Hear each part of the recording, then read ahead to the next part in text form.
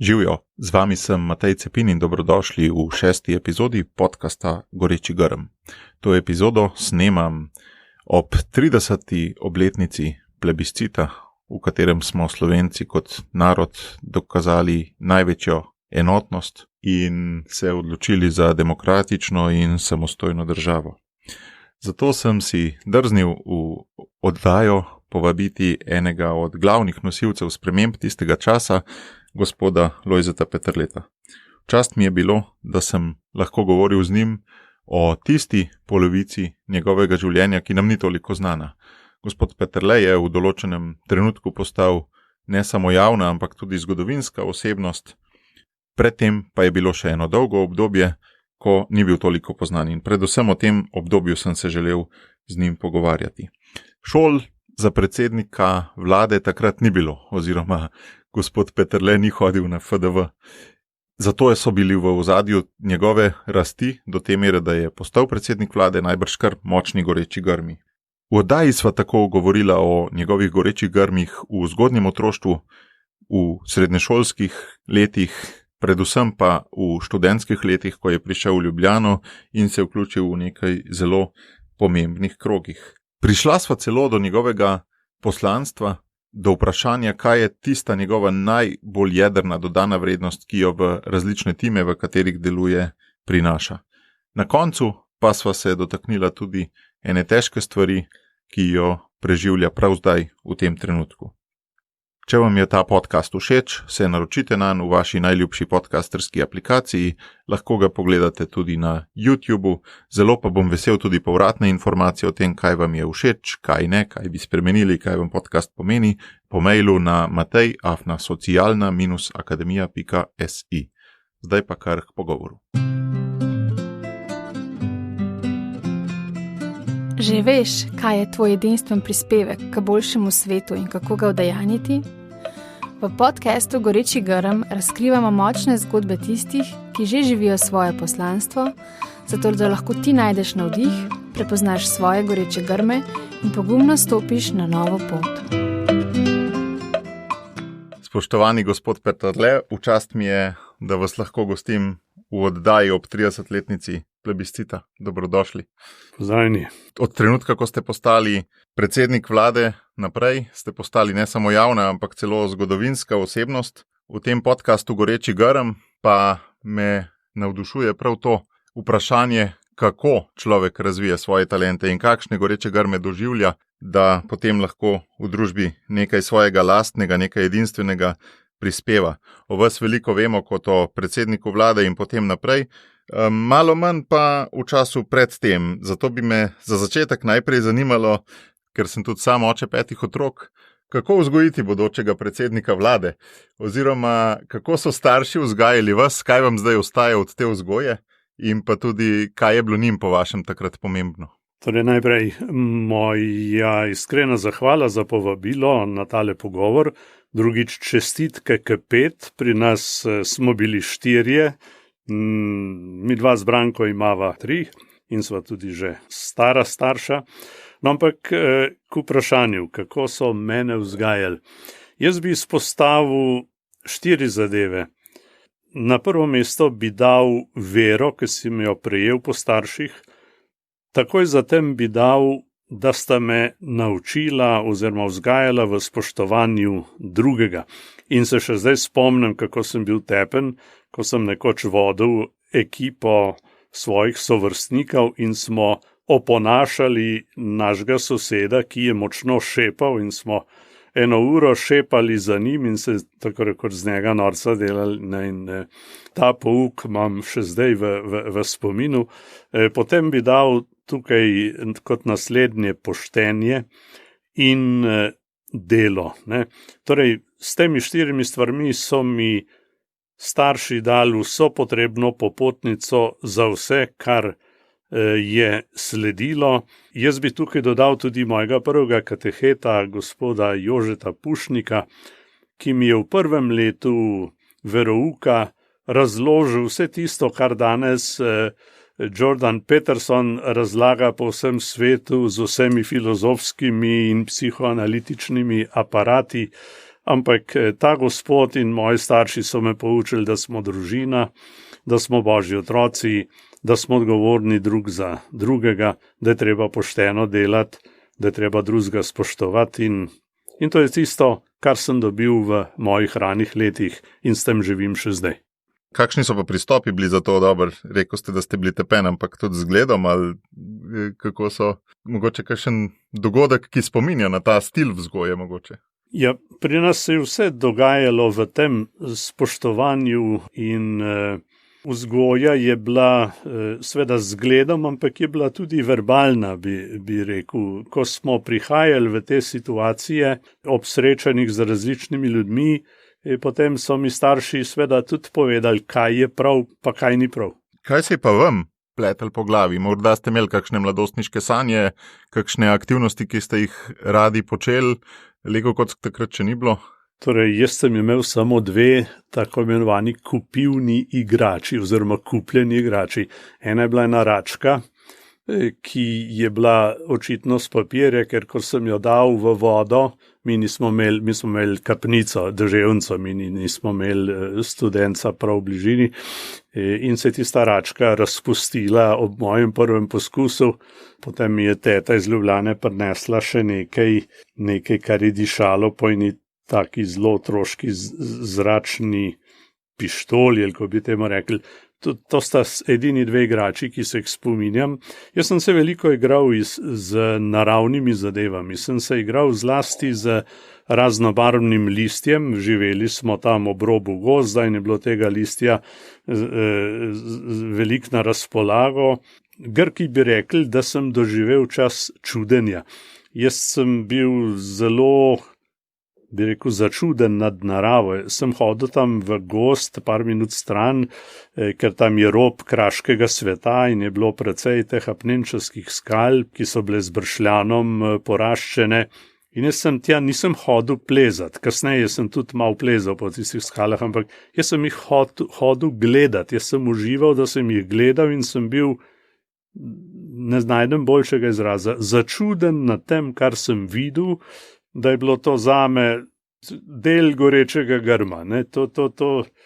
To je blizu tega, kar je takrat gospod Mojzes iz grma povedal, ko je rekel, sem, ki sem. Ne? Torej, mene je to dejstvo, da je ta svet, da sem jaz v njem, da lahko to gledam, da gledam zvečer večernico, da poslušam opoldne 3-krat na dan zvon s sosednjega hriba.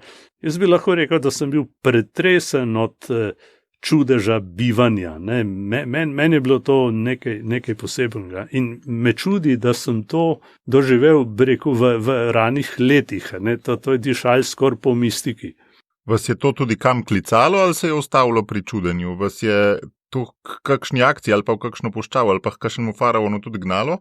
In v teh prvih letih, to so še ta predšolska leta, me to ni gnalo. Torej, jaz sem se veliko ukvarjal z naravo.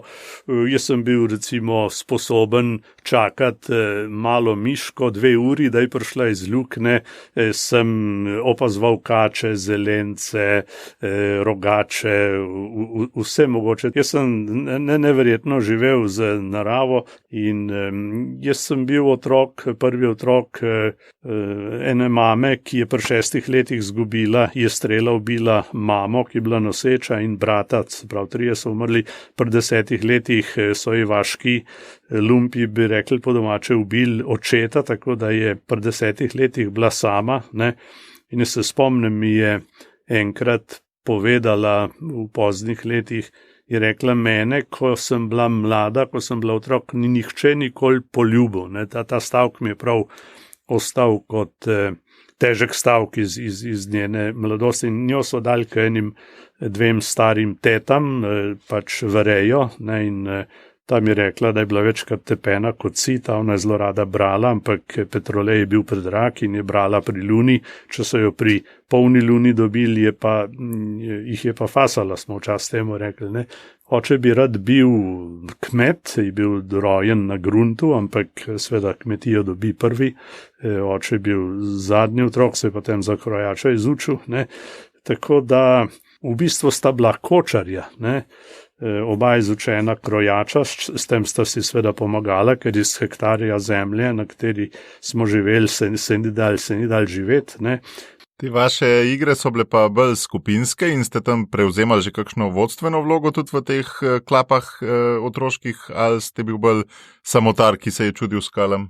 Veste, takrat ni bilo kaj dost klap in tudi ni bilo kaj dost igre. Mi smo se zelo redko dobili s sosedovimi otroci, ki so bili tam par 100 metrov stran, ne.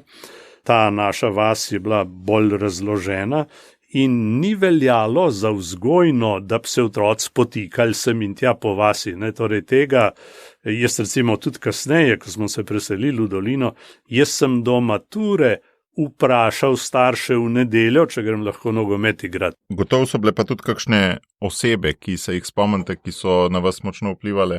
Vas bom presenetil verjetno s spominom na enega berača, ne. Berač je prišel enkrat, dvakrat na leto mimo, rekli smo mu bela miš, ker je vedno nosil sabo eno belo miško, ki mu je hodila po rokah in po telesu.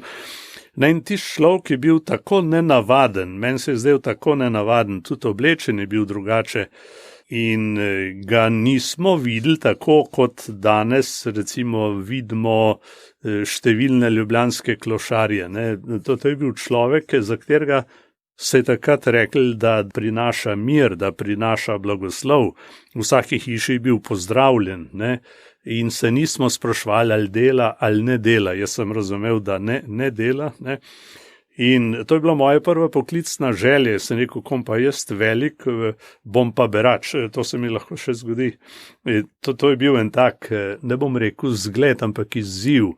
In kot sem rekel, on je od nekje prihajal in zmeraj tudi nekam odhajal, seveda. Ampak bil je drugačen. Z njim so se moji starši drugače pogovarjali, kakor s tistimi, ki so nosili šivat oziroma sosedi. Moj drug tak izziv je bil pa, ne bom rekel mežnar, ampak zvonar. Na sosednjem hribu je cerkev Svetega Antona in tam je bila tudi šola in včasih so nam v petek popoldne nam je učiteljica pustila, da smo šli v zvonik, ko je mežnar zvonil, ampak mene ni zanimal mežnarski posel, ampak zvonarski. In pa je ta moja druga poklicna želja bila, da bi bil zvonar. Mogoče tudi zato, ker se je večkrat zgodilo, da je mežnar ob hudi uri, ko je bilo vse črno od oblakov, zvonil celo uro ali več in se spominjam situacij, da ni bilo toče, da ni bilo potem nevihte, ampak da so se tisti oblaki nekako razpustili. In jaz sem rekel, to je pa ta pravo. Živeli ste v socialističnih, komunističnih časih, ste odraščali, gotovo ste prišli s kakšno stvarjo tudi na vzkriž, ne, vam kaj ni štimalo, dolg časa, ne. Marsikdo iz teh časov se spominja, da jim kaj dolga leta ni štimalo v glavi, kakšna družbena anomalija ali pa kaj. Počasi smo se zavedali, kaj je bilo v deželi narobe. Jaz, ko danes za nazaj gledam, bi rekel, da je bilo napeto, da smo živeli z eno napetostjo, da so bile ene stvari, o katerih se praviloma ni govorilo, ne. Ampak to je bila taka, bi rekel, pritajena, neizražena napetost. V gimnaziji seveda pa smo potem zvedeli že tudi za rok, za razne druge zadeve. Počasi so prihajale zgodbe, greš tam nekje, pa ti rečejo, veš, da so tukaj le tega ubili, pa tam unga ubili, pa tako ne, pa se začneš zanimati, kaj se je dogajalo, ne. In ko enkrat začeneš poslušati te zgodbe, te ne spusti več, ne, potem začneš to študirati, prebavljati, analizirati, ne. In bom zdaj skočil do tako rekoče, do predvčerajšnjim, če tako rečem. Jaz v vsem tem času se ne spomnim enega političnega srečanja, da ne bi prišli do vprašanja, kako je bilo. Se je pa ta sestavljanka vaše družbene senzibilnosti očitno postopoma sestavljala. Kako je ta družbena občutljivost rasla v vas? Jaz sem imel srečo, da sem potem v Ljubljani kot študent geografije, zgodovine prišel v krog revije 2000, kjer smo želeli takratni mlajši katoliški razumniki razviti en svoboden prostor izražanja. Mi nismo uživali v tej postavitvi partije na eni strani in cerkve na drugi strani. Torej, mi nismo marali to, kar je vsiljevala partija, da bi bila vera zasebna zadeva, ne, ampak smo hoteli vero kot osebno zadevo. To je bil eno od naših prizadevanj.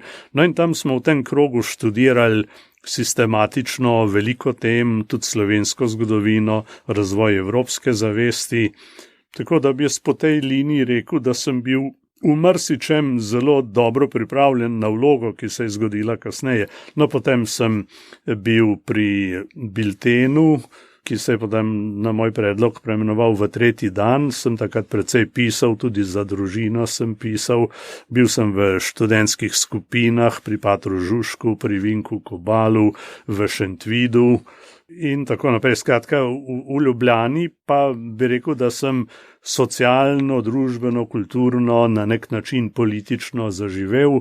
Ukvarjal sem se tudi posebej s koroškim vprašanjem, z manjšinsko problematiko, za kar je bil seveda moj študij kot naročen. Ne. Takrat, ko ste bil že v teh gremijih, je bilo to že to? Vas je to kdo povabil v te gremije, ali ste sam gradil to zainteresiranost v gimnaziji? Ali? V tistem času, to je bilo, treba se spomniti, da je takrat koncil začel roditi prve sadove. Ne. Koncil je pomenil eno prebujo v zavesti, prinesel je sveda rabo narodnih jezikov in podobno. In takrat se je veliko govorilo o odgovornosti laikov. Jaz sem se temu, rekel, precej posvetil. In me seveda še zmeraj zanima, kako je s samozavestjo in poslanstvom slovenskega krščanskega laika. Skratka, to so bila ena taka leta, ki se upadajo tudi z rahlo liberalizacijo političnega sistema v času Staneta Kavčiča, v katerem so bili pojavi, kot je bila revija 2000 možna. Ko je on šel, je bil prepovedan celo dialog oziroma ni bil več mogoč javen dialog med komunisti in kristjani. Mi smo se šli tudi ta dialog, smo se pač pogovarjali. Ne. Tako da v tistem času se je marsikaj pripravljalo, premikalo. Ne. Mi smo v tej reviji 2000 objavili tudi slovenske nacionalne programe, kar je zbral skupaj dr. Janko Prunk. Ne. V tej reviji so sodelovali Bučar, Hribarjeva oba, Kermauner, številni ljudje, ki so se potem pojavili par let kasneje v 57. številki nove revije. Ne. Vi ste bili res zelo aktivni v civilni družbi, še posebej v študentskih časih, pa mogoče tudi sam veliko raziskujem to civilno družbo. Kako vi vidite vpliv take civilne družbe na posameznika, na vas, pa kako bi danes mladi študenti, recimo, potegnete kakšno usporednico, kaj lahko človek od tega dobi, pa da? Takrat je imela civilna družba, bi rekel, zelo jasen profil in lejte, mi nismo bili takrat plačani od države in tudi, kadar smo protestirali, se je seveda to dogajalo na zelo organiziran, urejen, legalen način. Ne. Danes vidimo, da se to dogaja zelo drugače. Jaz bi rekel, da smo bili pristna civilna družba. Kasneje so začele razne stranke delati civilno družbo, ki so jo tudi financirale oziroma so jo financirale vlade in se je ta status neodvisne civilne družbe, rekel, je malo pošel, ne? Ker če te financira vlada, ne glede na to, ali ima v tvojih organih odločanja direktno svoje ljudi ali ne, si na nek način vezan ali pa si ne moreš privoščiti tega ali onega. Civilna družba naprebuja ne samo znotraj oziroma v območju alternative, če tako rečem, ali demosa kot politične alternative. Bilo je precej te civilne družbe in civilno-družbene prebuje. Ta je delala podlaga za tisto, kar se je kasneje pojavilo tudi kot politična pomlad. Katere kompetence, znanja ste dobili v tej civilni družbi za kasnejše delovanje v politiki? Kaj bi najbolj izpostavil? Lejte, v civilni družbi je situacija lahko pravzaprav podobna kot v politiki. Početje civilne družbe pač je povezano z nekimi vizijami, nekimi vrednotami, nekimi potrebami oziroma cilji, ki se jih nekateri zavedajo. civilna družba, kako bi rekel, teži k spremembi, ne, skuša nekaj spremeniti. In jaz sem se pri delu v civilni družbi pač veliko naučil, tudi kar zadeva liderstva. Vodenje je vedno spreminjanje statusa quo. Ko vodiš, vedno hočeš nekaj spremeniti. Kakšna je bila vaša osebna vizija? Rekli ste že poslanstvo laikov. Kaj je bilo tisto, kar ste res hoteli v družbi spremeniti? Glejte, nas je matrala nedemokratična situacija, nas je zaposlovalo vprašanje nerašiščene preteklosti. Marsikdo je lahko iz osebne zgodbe svojih bližnjih lahko razumel, v čem je bila družba nepravična, kako težko deluje mit o zmagovalcih in izdajalcih. Ne. Torej, mi smo bili še generacija, ki je bila vzgojena v tem duhu, da je treba nekaj narediti, da smo tukaj z nekim poslanstvom, da imamo priliko, da neko stvar iz točke A potisnemo v točko B ali še kam naprej. Nekako ideja smeri, cilja, poslanstva je bila takrat zelo močna in seveda v Ljubljani se spominjam, ko je bilo brucovanje zgodovinarjev, ne, leta 68 oziroma 67, smo vprašali profesorje, kako bi pa izgledala samostojna Slovenija. Ne, takrat so bili naši profesori, dr. Grafenauer, Cvitar, Gestrin in tako naprej. In so gospodje rekli, ne sanjajte, ne, to beseda smo kasneje še večkrat slišali, tudi v moji kasnejši politični vlogi. Ne, in so rekli, ni mogoče, ni mogoče, ampak mi smo sanjali o nemogočem. Ne, in kot sem prej rekel, že so se na raznih koncih se je vzpostavljala podlaga za to, da je potem do spremembe tudi prišlo. In seveda, če se ukvarjaš s temi stvarmi, potem se moraš ukvarjati tudi s tem, kaj je vloga liderja, kaj je vloga tistega, ki meni, da mora pripeljati do neke spremembe. Ne. Jaz recimo sem vodil prvo skupino slovenskih študentov, ki šla v TZ. Ne. To je bilo za nas neverjetno odkritje, že v tem, kako so se ljudje iz vsega sveta izražali osebno. Mi smo bili presenečeni, ker smo na vsake tuk časa smo morali povedati, kaj mislimo. Tle doma ni nobenega zanimali, kaj kdo misli. Ne? In smo debel gledali in smo videli, kako drugi lahko to sproščeno izražajo, kako so lahko glede osebnih, intimnih verskih vprašanj odprti, kako govorijo o odnosu z Bogom. Ne? Ti reče, eden se vsak dan pogovarjam z Bogom. Tako, skratka, ne, Tezej je bil za nas eno prezračenje vseh mentalnih nadstropij, če tako rečem, in smo seveda se trudili, da bi kaj od tega živelo tudi doma. Ne vem, če veste, kje so se midva prvič osebno videla, na 25-letnici odhajanja Slovencev v TZ. Ja, tam sva bila skupaj pri maši in sem vas imel čas pozdraviti.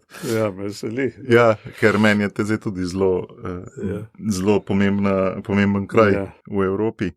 Me pa zanima tole, če vidim gospoda Peterleta oziroma Lojzeta pri 15 letih, ki je ravno prišel iz enega revnega okoliša, kjer ni imel skoraj igrač in tako, pa potem Lojzeta pri 20, ko v Ljubljani v teh gremijih dela, tukaj je moglo biti, to je samo 5-6 let razlike med tema dvema Lojzetoma, ampak tak velik napredek. In vmes, če sem prav razumel Wikipedijo, ste tudi naredili že izpit za jadralnega padalca, ker toliko mladih ljudi, pilotov jadralnih tudi ne poznam, tako da odkje ta skok, odkje ta pogum, odkje ta izpit konc koncev, če ni bilo niti denarja pri hiši? Ja, tukaj bomo pa zdaj počastili nekdanjo JLA z lepim hvaležnim poklonom.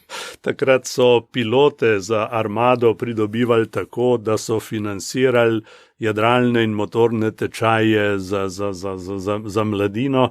In ko sem jaz nekje v Novem mestu zagledal plakat, ki je vabil v zimsko teoretično šolo letenja, ne, in takrat sem živel pol leta v internatu, sem rekel, Mejdun, tole bi bilo pa zanimivo, ne, me je zrak potegnil, če tako rečem. In sem potem v 3. gimnaziji naredil prvi pilotski izpit, se pravi izpit za jadralnega pilota, kasneje še za motornega. In to pravim, to je šlo na stroške armade, oziroma se vemo, ne, kdo je armado smo mi financirali na vse zadnje, ne. Ampak sistem je bil tak in jaz bi svetoval... Taka hvaležnost pol leta 91. Jaz bi svetoval tistim, ki hočejo postati politični lideri, da se, če le mogoče, vpišejo v pilotski tečaj, ne. Ker pri pilotiranju je treba delati marsikaj zelo resno in pa še to, rekel, v te koncepte liderstva neverjetno. Ne. Lejte, ti nima smisla, da greš v avion, če nimaš cilja. Ti si moraš postaviti cilj, se reči, danes bomo leteli, ne vem, v Bovc ali v Milano, ali ne vem kaj, ali pa gremo jadrati na Triglav. Skratka, vsak vstop v letalo je povezan z nekim ciljem. Ti, če imaš motorno letalo, ti ne moreš poleteti, če nisi tankal, ne bo šlo. Ne. Rekel so tukaj tudi ena procedura, ena zaporedja, je neko spoštovanje oziroma upoštevanje pravil. Ne. V zraku je to vsaj tako pomembno, kot je na cesti. Ne. Rekel, cel sistem te ureja v pravo obnašanje, če tako rečem, in v prave procedure. Ko si v avionu, moraš pilotirati, moraš navigirati, moraš komunicirati. In jaz, kadar letim, ne, to je zame, letenje zame ene vrste meditacija, zlasti jadralno, ne. Ko si dejansko, rekel, posnemaš orle in druge ptice, ne. Ampak ko si v zraku, si 100% tam. Ne moreš razmišljati o politiki, o tem in onem, ampak jaz, ko pristanem, se mi, rekel, mi računalnik notranji ponudi rešitve. To je zanimivo, sem bil prav presenečen, kako se, torej očitno vmes notranji neki subsistemi delajo in jaz, če imam pred sabo pomemben političen izziv, oziroma ko sem ga imel, zdaj jih je malo manj, ne, sem šel večkrat na lašč v zrak, ker so se mi potem približale rešitve, oziroma pokazale. To je pa res podobno, se mi zdi, da kakšen plezalec tudi reče, ne, ko si predstavljam. Je v steni, ne. Ja. Tista 100% fokusiranost ti določene parametre tako spremeni, da potem grejo stvari lažje naprej. Sveda pri pilotiranju treba tudi reči, da ta perspektiva je drugačna. Ne? Ko letiš tamle nad stolom, karavankami ali julici, ne? Ni meja. Ti veš, da je tam Avstrija, ampak ti se ne ukvarjaš, da je pod tabo meja. Danes se tudi ne ukvarjam s tem, kdo bo streljal nate, če bo šel mečken čez rob ali če bo šel čez mejo in tako naprej.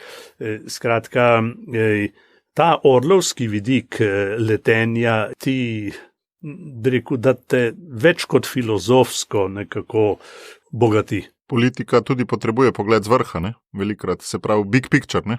Torej, brez tega, ja, ta velika slika, big picture je eno od osnovnih, je eno temeljnih predpostavk za to, da kaj narediš. Prej smo govorili o liderstvu. Ne? Od liderja se pričakuje tudi to, da mu je jasna velika slika, ne? Da jo zna drugim tudi razložiti, da jo razloži tako, da bodo ljudje verjeli, ne? Ker če ga ti lomiš z napačno sliko, boš to delal samo enkrat. Ne? Ljudje morajo videti, da si verodostojen, da si zanesljiv, da vidiš prave stvari in da tudi hočeš prave zadeve. Ne? Danes se veliko dela z gesli, s PR-om in tako naprej. Številni voditelji se bolj ukvarjajo s PR-om kot z vsebino, ne?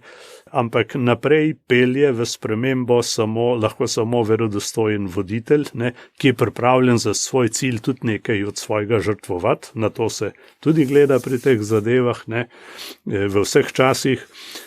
Tako da to je kar kompleksna stvar.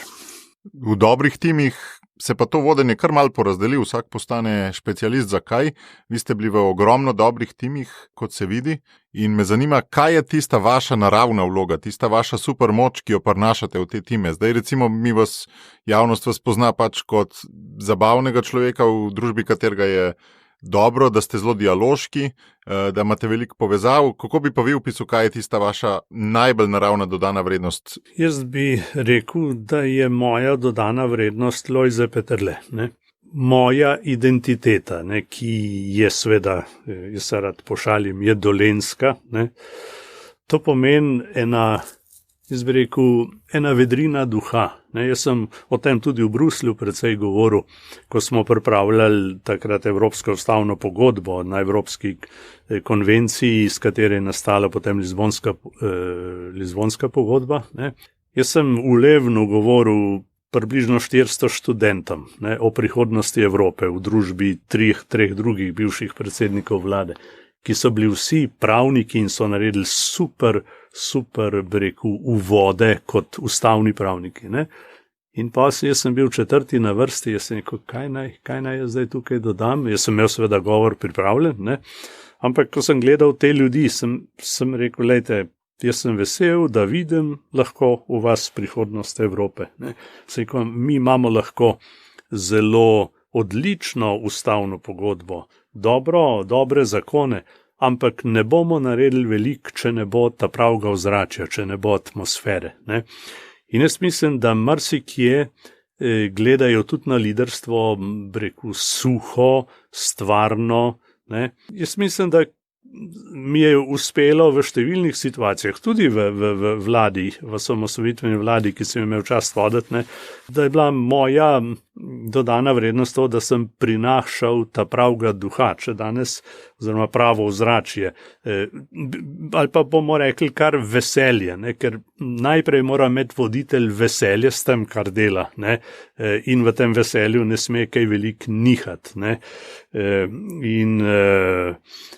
seveda, jaz sem še naprej v tem prepričanju, ne, da pravila niso dovolj, pogodbe niso dovolj, potrebno je neko ozračje, ne, ki ga zdaj le ta hip v Sloveniji izrazito pogrešam. Ne, in jaz sem tudi kakšno duhovito stvar dodal, malo humorja in tako naprej, ne, in na tak način tudi okrepiš vključujočost. Ne. Nikoli nisem v teh timih, v katerem sem sodeloval, in smo imeli tudi v moji prvi službi na Urbanističnem inštitutu, smo imeli prav vaje v tem, če tako rečem, študirali smo sistemski pristop, timsko delo in tako naprej. Tim ima smisel, če v njem lahko vsak da najboljše od sebe. In tukaj je spet od voditelja odvisno, ali hoče biti on vsem ta glavni in ta prvi, požet vso slavo in tako naprej, ali dela kot tim, oziroma vodi tim in daje drugim priliko, da to svoje najboljše izrazijo. Ne? In ko sem vodil osamosvojitveno vlado, sem želel to. Jaz recimo imate različne stile, so predsedniki vlad, ki morajo tudi odločitev za snažilko požegnati, če tako rečem. Ne? Jaz sem bolj užival v vlogi koordinatorja in sem rekel ministrom, zakon vam natančno določa, kaj je vaš posel, delajte po najboljših močeh, na vlado dajte pa tisto v duhu principa subsidiarnosti, kar vi sami ne morete rešiti in potrebujete pomoč in odnos drugih. Ne? In smo tako lepo sodelovali, ne? Če berete spomine ali izjave ljudi, ki so delali z moj, pravijo, Peterle je bil miren, je bil demokrat, je bil vključujoč, nas je spoštoval, nam je pustil, kot se temu reče, ne? In jaz sem na te izjave, rekel sem jih vesel, sem ponosen, ne? Ker lahko imaš drug koncept, lahko si alfa in omega, ampak če hočeš biti alfa in omega, moraš organizirati skoraj da svojo vojsko. Ne? To, kar ste zdaj rekel, prinašati, graditi ozračje, pa prinašati veselje. Tudi v težke situacije, ki ste jih najbrž veliko dali skozi, se mi zdi tako odličen, res dobro ubesedeno vaše poslanstvo, jaz ga ne bi znal tako dobro. In če lahko tle nekaj dam, ker smo govorila že o tistih časih oziroma o vladi. Zanj je Ciril Ribičič na nacionalni televiziji povedal, da so bili presenečeni, ko sem jaz naslednico partije, ki jo je on vodil, da sem se pojavil oziroma želel srečanje z njimi in predstavil vladni program in prosil za podporo. Jaz sem smatral to za nujnost in za politično kulturo. Sem šel tudi k socialistom in k socialistični poslanski skupini. In gospod Smolej bil tudi presenečen. In je rekel Ribičič, mislim, da si zaradi geste, bom jaz rekel, zaradi ozračja, dobil tudi kakšen glas od nas kot opozicije, ker sem bil izvoljen s precej visokim številom glasov, več kot je bilo Demosa. No in jaz sem večkrat rad presenetil s kakšno zadevo, ki je ni, bi rekel, nihče pričakoval.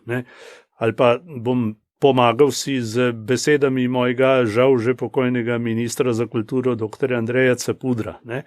Veste, so različne situacije, v katerih lahko ravnaš zelo različno. In je rekel, ko bik nekam teče. Ni treba skozi udarjati po njem. Je dosti, da držiš palco nad njim. Jaz se večkrat spomnim tega in je to res. Lejte, mislim, so situacije, v katerih ni treba demonstrirati vse svoje moči, zato ker ta demonstracija lahko celi zgodbi naredi škodo. Jaz sem včasih tudi v svojo škodo delal, če tako rečem, ampak ne vem, jaz nerad uporabljam grobo silo in vanjo tudi ne verjamem. Raj vidim, da se zmenimo in gremo skupaj naprej. Se mi zdi, da ste delovali zelo v smislu tega, kar je v najnovejši okrožnici Vsi bratje papež pisal, ta dialoškost zelo poudarja in tudi dialog z drugačnimi in ne vztrajati za vsako ceno pri svoji resnici, ampak to se sploh v cerkvi in tudi sicer velikrat vidi kot šibkost. In tudi vam najbrž mnogi očitajo neko nedokončano tranzicijo, da bi se takrat dal več narediti in tako naprej. Vi ste pa res, zdaj okužil vas je tale koncil, ki je zelo podoben na nek način tej okrožnici, Kako vi vidite to dialoškost, pa ta stik z različnimi, pa na drugi strani neko popuščanje, če sploh temu lahko tako rečeva, pri vsebini? Vsaka družba mora najti pot, se mora zmeniti, kako živeti s svojo različnostjo. In tle so avtoritarni režimi različnost ukinjajo, tudi z likvidacijami, z zapori, z diskvalifikacijami, z ideologijo. To vse smo mi doživeli. Tako da jaz, kako bi rekel, na nek način imam to srečo, da sem doživel čas in da sem doživel ta čas. Današnji mladi ne vedo več, zakaj se je zgodil ta čas, zakaj je sploh bila potrebna demokratizacija in osamosvojitev. Zdaj živimo v danem svetu. To je tako rekoč samoumevno. Moja generacija je pa doživela nasmeh zgodovine, da je lahko to spremembo opravlja. Torej, ta dialoškost se lahko vidi tudi kot šibkost. Kot smo rekli, totalitarni režimi ukinjajo različnost. Ti si lahko hitro sumljiv, zlasti, če misliš drugače, kot misli politična elita. Dialog ima vedno za izhodišče spoštovanje drugega. Robert Schuman in njegovi najbližji sodelavci takrat so postavili za temelj Evrope spoštovanje dostojanstva drugega. Če ti drugega spoštuješ, ne boš nanjega streljal, se z njim pogovarjal, boš vodil z njim dialog in prihajal do kompromisov. Dialog je lahko tudi zelo trd, je lahko zelo napet, je lahko zelo siten, ampak ravno v Bruslju vidiš, kako pomembno je, da ta dialog teče in seveda ne moreš vedno uveljaviti vseh svojih konceptov ali svojega pogleda na resnico in tako naprej. Torej, dialog je neizogiben. Ampak kako je s tem popuščanjem? Kdaj pa zdrsneš zaradi preveč dialoga, kdaj zdrsneš v preveč popuščanja tistmu, kar verjameš kot resnico? Jaz se spomnim mojega prijatelja, evropskega poslanca, nekdanjega sodelavca Ota von Habsburga, poslanca z Bavarske, ki je enkrat srečal v Münchnu predstavnike muslimanov oziroma žensk muslimank, ki študirajo na univerzi. Ne? In prvo vprašanje za njega strani njihove voditeljice je bilo, a mi lahko poveste, o čem vi ne trgujete ali o čem se ne pogovarjate. In on je bil vesel tega vprašanja. So stvari, o katerih se ne trguje ali se o njih ne pogovarja. Ne? In od tega je tudi verodostojnost politika odvisna. Ne? Ljudje morajo vedeti, kje imaš ti meje, kaj, ne, ali boš šel v konjsko trgovino, ne, kjer se o vsem da pogajati in trgovati, ali ne. In tukaj politiki delajo velikokrat napake, ne, zlasti danes, ko bolj sledijo javnemu mnenju, kot ga ustvarjajo. Jaz sem imel še sem srečal voditelje, kot so bili Kohl, Mok, Thatcherjeva, Chirac in tako naprej. Ljudje, ki so držali besedo, ki so imeli vizijo, ki je vse stalo, kar ti je povedal. Ne, da danes je skozi doživljamo razlage, da so se razmere spremenile. Ne. Pa ne moreš biti ti zgolj funkcija spremenjenih razmer. Ne. Ravno tukaj je voditeljstvo, da ti kljub spremenjenim razmeram držiš eno smer, držiš linijo, kot se temu reče. To me je ravno zanimalo, kako biti obenem dialoški in obenem držati to smer. Ne.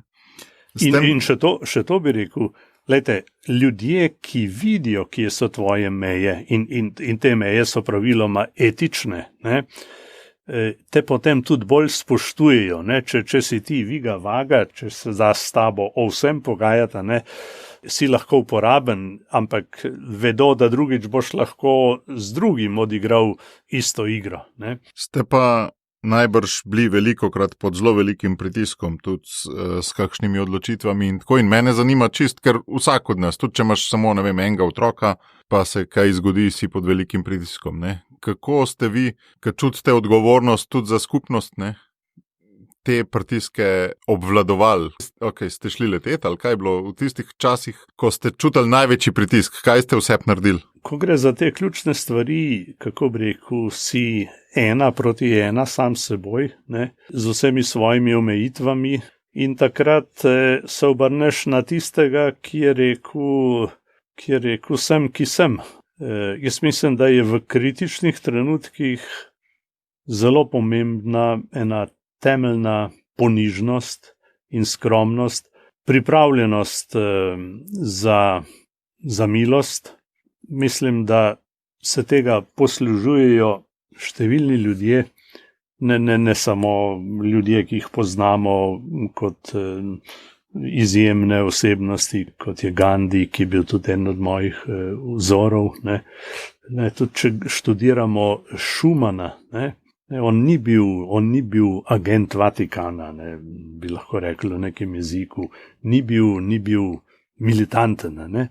On je razumel Kristusov nauk na političen način. On je prevedel ljubite svojega bližnjega kot samega sebe, je prevedel v jezik dostojanstva, enakosti, bratstva, kakršen ga najdemo tudi v Splošni deklaraciji človekovih pravic, kjer je bil Jacques Maritain ta glavni pobornik koncepta do dostojanstva. A lahko mogoče podelite kakšno zgodbo, ko vam je bilo res težko, ko ste imeli kakšno tako težko odločitev pred sabo in kako ste se potem obrnili? Ja, teh situacij je bilo precej, čeprav, če gledam zdaj za nazaj po 30 letih procesa osamosvajanja, torej se mi je zgodilo, da me je za nazaj postalo kaj strah. Torej, mi smo šli Beogradu seveda totalno na živce, mislim temu nedemokratičnemu Beogradu, ne.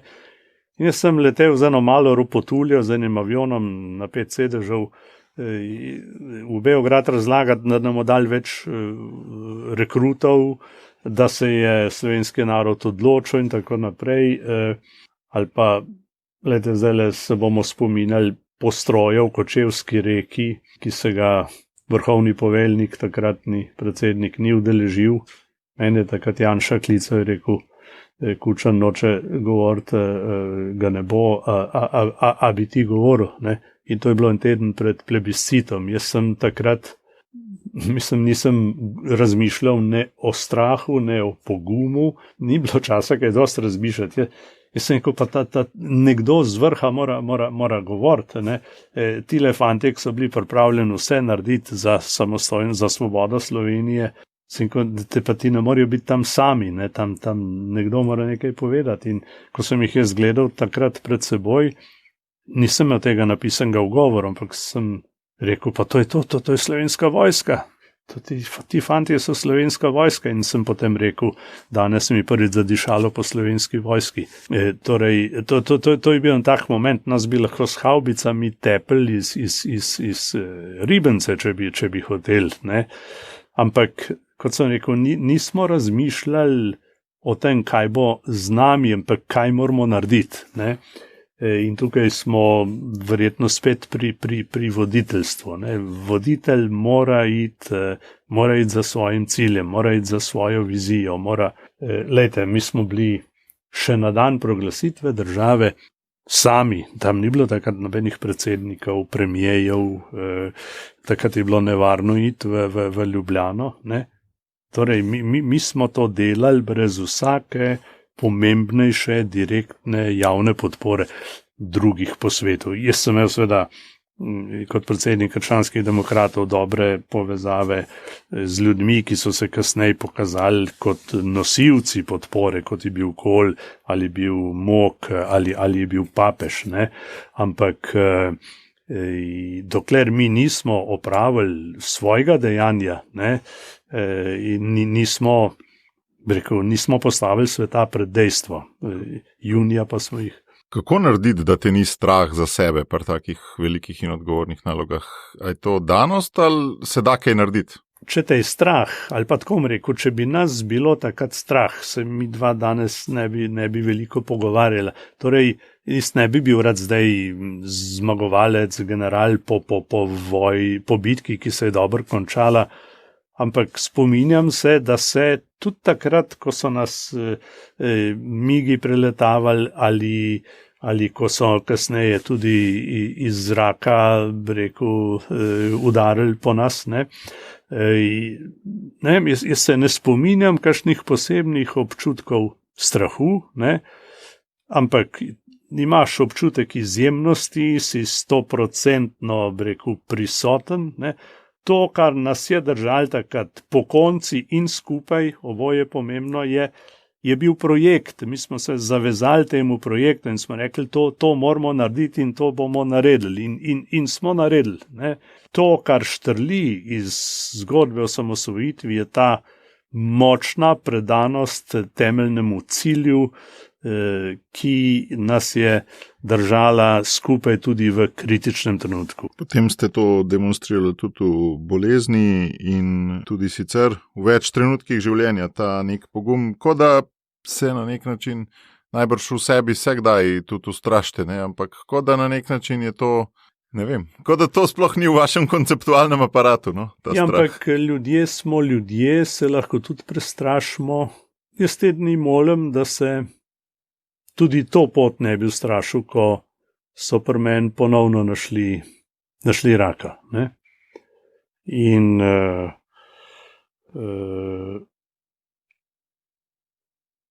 In spet pridem do vašega oziroma mojega gorečega grma, ne. V vseh takih trenutkih mislim, da je treba do njega priti, ne. Jaz sam imam to srečo, to ni bil goreči grm, ampak enkrat je prišlo do enega doživetja sicer po noči, ampak je bilo tako močno, da sem se zbudil od njega in to niso bile sanje, to ni bila mora, to ni bilo haluciniranje.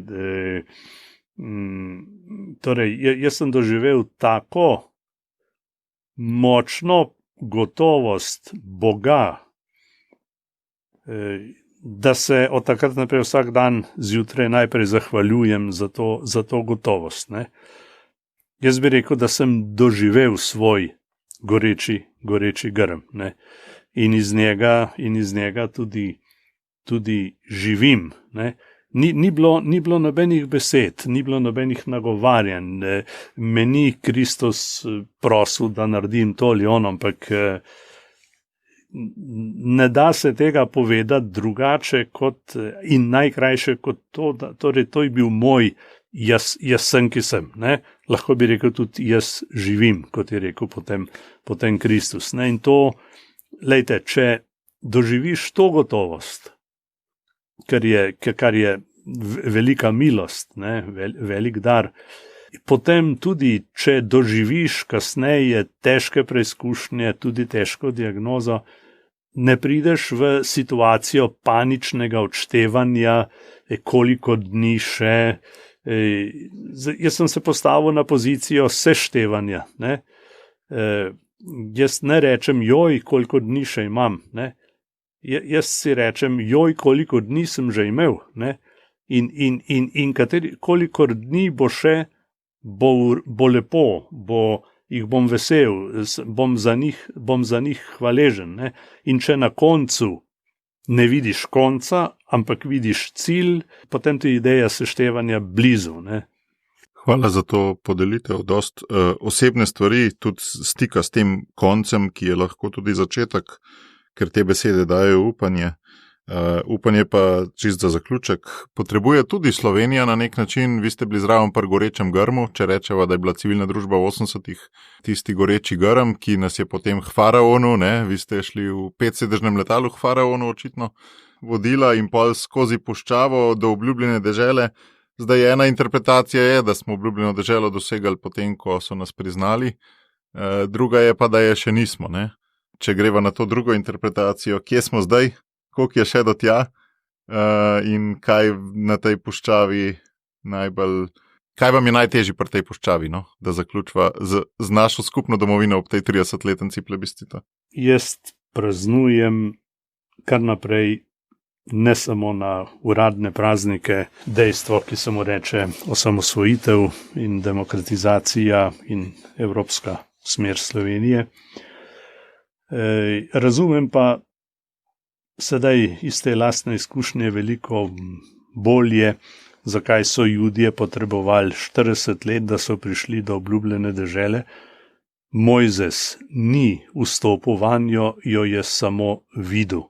Imam idejo, kaj bi ta obljubljenost bila, ampak premalo ljudi deli in ponotranja slovensko samostojno državnost. Veliko ljudi je bilo za spremembo. Tudi med komunisti so bili ljudje za spremembo, ker so videli, da to z Jugoslavijo ne gre več. Ne. Veliko manj ljudi je bilo pa za preobrazbo in to se v Sloveniji ni zgodilo. Ne. Zgodila se je velika sprememba, mi imamo nov okvir, nove možnosti, sami si volimo postave in tako naprej, sami volimo svoje predstavnike, ne. Ampak meni manjka močnejša državljanska in domovinska zavest. Osamosvojitev je nekaj, kar res lahko praznujemo skupaj. Ne? Prej smo imeli praznike, ki so nas delili, ne? Ali nas pa še delijo. Ne? Osamosvojitev smo pa naredili za vse. Vojno smo zmagali za vse, denar smo uvedli za vse, mednarodno priznanje smo dosegli tudi za vse. Ne? In jaz bi želel, da bi bila tudi za novi rod, ki je slabo poučen, zakaj je do osamosvojitve prišlo, da bi v osamosvojitvi videl eno vrednoto, da bi videl v tem tudi nek navdih, neko veselje, ne samo kadar kakšen naš športnik je zmaga. Ne? No, jaz mislim, da nam tega ponotranjanja naše državnosti v naši zavesti in samozavesti še manjka, ne. In zato je lahko prihodnost naše države tudi ogrožena.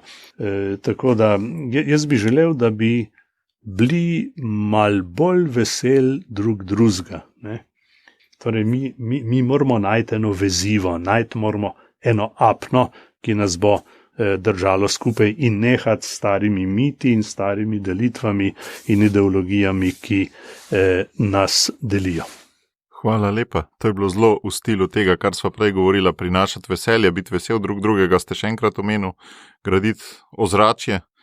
To je to, kar jaz doživljam kot vaše poslanstvo na podlagi vaših gorečih grmov, ki ste jih kar veliko podelil in ne vem, kako naj to izrazim, ampak jaz sem res počaščen, da sem prav jaz med mnogimi Slovenci deležen tega, da ob 30-letnici lahko govorim z vami in dam to naprej. Tako da hvala res v tem adventu. Lepa hvala.